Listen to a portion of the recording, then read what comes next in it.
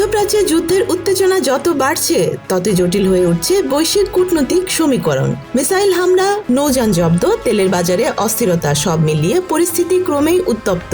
কিন্তু এই উত্তেজনার মাঝে নীরবে নিজের কৌশলগত পথ তৈরি করে নিচ্ছে ভারত। যুদ্ধের ময়দানে সরাসরি কোনো পক্ষ না নিয়েও কূটনৈতিক ভারসাম্য বজায় রেখে কিভাবে নিজের জ্বালানি নিরাপত্তা নিশ্চিত করা যায় তারই এক বাস্তব উদাহরণ তৈরি করেছে দিল্লি। ঘটনার সূত্রপাত মার্চের শুরুতে। ৮ মার্চ বিশ্বের অন্যতম গুরুত্বপূর্ণ ও ঝুঁকিপূর্ণ জলপথ হরমুজ প্রণালীতে প্রবেশ করে একটি বিশাল তেলবাহী জাহাজ। চারিদিকে তখন যুদ্ধের উত্তেজনা তুঙ্গে, বিভিন্ন জায়গায় মিসাইল হামলা চলছে, সমুদ্রপথে বাড়ছে সামরিক নজরদারি। কিন্তু এই পরিস্থিতিতে হঠাৎ করেই জাহাজটি পৃথিবীর সব রাডার থেকে অদৃশ্য হয়ে যায়। কোনো দুর্ঘটনা বা প্রযুক্তিগত ত্রুটির কারণে নয়, বরং এটি ছিল একটি পরিকল্পিত পদক্ষেপ। জাহাজটির নাম সেনলং। এতে বোঝাই ছিল প্রায় 1,35,000 মেট্রিক টন সৌদি অপরিশোধিত তেল। এর গন্তব্য ছিল ভারত, কিন্তু হরমুজ প্রণালী অতিক্রমের সময় কয়েক ঘন্টার জন্য জাহাজটি নিজের সক্রিয় শনাক্তকরণ ব্যবস্থা বা AIS ট্রান্সপন্ডার বন্ধ করে দেয়। ফলে আন্তর্জাতিক ট্র্যাকিং সিস্টেমে যার অবস্থান দেখা যাচ্ছিল না, সমুদ্র পরিবহনের ভাষায় এটিকে বলা হয় ডার্ক মোড। প্রশ্ন উঠতে পারে, যুক্তরাষ্ট্র ও ইউরোপীয় দেশগুলোর সঙ্গে সংশ্লিষ্ট জাহাজগুলোকে সতর্ক করা হচ্ছে, কোথাও কোথাও হামলার মুখেও পড়তে হচ্ছে। সেখানে এই জাহাজটি কিভাবে নির্বিঘ্নে হরমুজ প্রণালী পার হয়ে গেল? এর পেছনে ছিল কূটনীতির নীরব খেলা।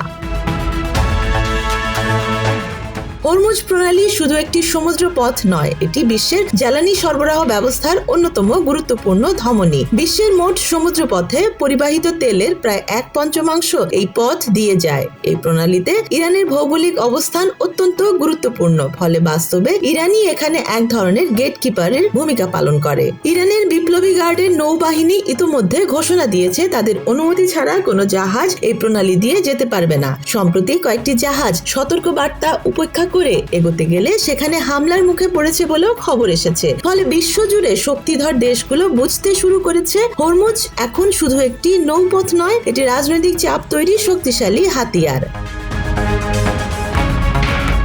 এই পরিস্থিতিতেই দিল্লি নীরবে কূটনৈতিক তৎপরতা শুরু করে। এস জয়শঙ্কর সরাসরি যোগাযোগ করেন ইরানের পররাষ্ট্রমন্ত্রী আব্বাস আরাগাচির সঙ্গে। 28 ফেব্রুয়ারি, 5 মার্চ এবং 10 মার্চ এই 3 দফা ফোনালাপে মূল বিষয় ছিল ভারতের জ্বালানি নিরাপত্তা। কূটনৈতিক সূত্র বলছে এসব আলোচনায় কোনো ধরনের হুমকি বা চাপের ভাষা ছিল না, বরং ভারতের পক্ষ থেকে স্পষ্টভাবে জানানো হয় যে দেশের জ্বালানি সরবরাহ নিশ্চিত করা তাদের জন্য অত্যন্ত গুরুত্বপূর্ণ। এই আলোচনার পরই ইরান ভারতীয় জাহাজগুলোর জন্য এক ধরনের নিরাপত্তা সংকেত বা নীরব অনুমতি দেয় বলে ধারণা করা হয়। ফলাফল খুব দ্রুত দেখা যায়। কয়েকদিন পর আন্তর্জাতিক ট্র্যাকিং সিস্টেমে আবার দেখা যায় সেনলং জাহাজটিকে হরমুজ প্রণালীর অন্য পাশে। এরপর 11 মার্চ সেটি নিরাপদে মুম্বাই শহরে নোঙর করে। মধ্যপ্রাচ্যে উত্তেজনা বাড়ার পর এটি ছিল ভারতের উদ্দেশ্যে প্রথম বড় তেল চালান। এখানেই শেষ নয়। একই সময়ে ইরান আরো কঠোরভাবে ঘোষণা দেয় যে হরমুজ প্রণালী দিয়ে যেতে হলে আগে তাদের অনুমতি নিতে হবে। ইরানের সর্বোচ্চ নেতা আলী খামেনির নেতৃত্বে তেহরান এখন কার্যত এই জলপথে কঠোর নিয়ন্ত্রণ আরোপ করেছে।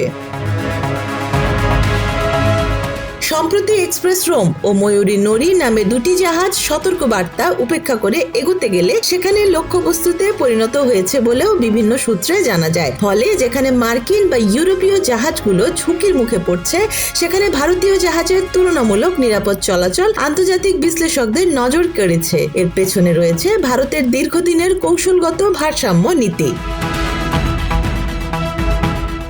ভারত একদিকে ইরানের সঙ্গে জ্বালানি ও অবকাঠামোগত সহযোগিতা বজায় রেখেছে। আফগানিস্তান ও মধ্য এশিয়ার সঙ্গে সংযোগ বাড়াতে ইরানের সাবাহার পোর্ট প্রকল্পে ভারতের গুরুত্বপূর্ণ বিনিয়োগ রয়েছে। অন্যদিকে প্রতিরক্ষা প্রযুক্তি ও গোয়েন্দা সহযোগিতার ক্ষেত্রে ভারতের অন্যতম ঘনিষ্ঠ অংশীদার ইসরায়েল। ড্রোন প্রযুক্তি, ক্ষেপণাস্ত্র ব্যবস্থা ও নজরদারি প্রযুক্তির ক্ষেত্রে দুই দেশের সহযোগিতা দীর্ঘদিনের।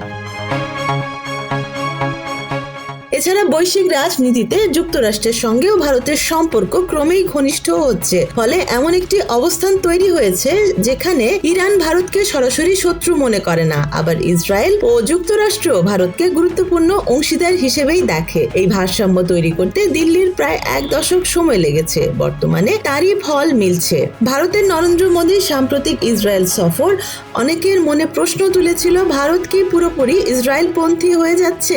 কিন্তু বাস্তবে দিল্লি একই সঙ্গে ইরানের সঙ্গে যোগাযোগও বন্ধ করেনি, তেহরানের বিরুদ্ধে প্রকাশ্যে কঠোর ভাষাও ব্যবহার করেনি। বিশ্লেষকদের মতে এটি ভারতের স্ট্র্যাটেজিক সাইলেন্স, অর্থাৎ প্রকাশ্যে নিরপেক্ষতা বজায় রেখে ভেতরে কৌশলগত হিসাব। এর পেছনে বড় কারণ অর্থনীতি। ভারতের আমদানিকৃত তেলের বড় একটি অংশ হরমুজ প্রণালী দিয়ে আসে। এই পথ বন্ধ হয়ে গেলে ভারতের মতো বিশাল অর্থনীতির উপর তাৎক্ষণিক চাপ পড়বে।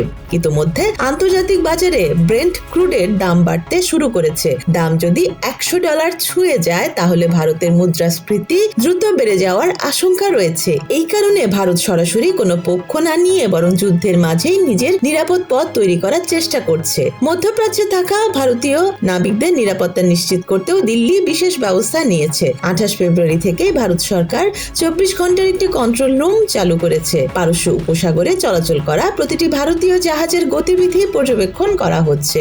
আন্তর্জাতিক কূটনীতির জটিল বাজার বোর্ডে এটি হয়তো ভারতের সবচেয়ে বড় চাল। Desk report, Dhaka express.